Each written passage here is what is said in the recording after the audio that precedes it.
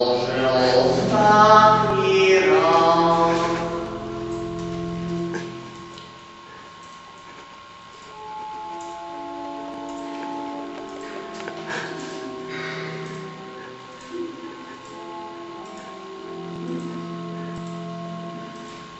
Módlmy się,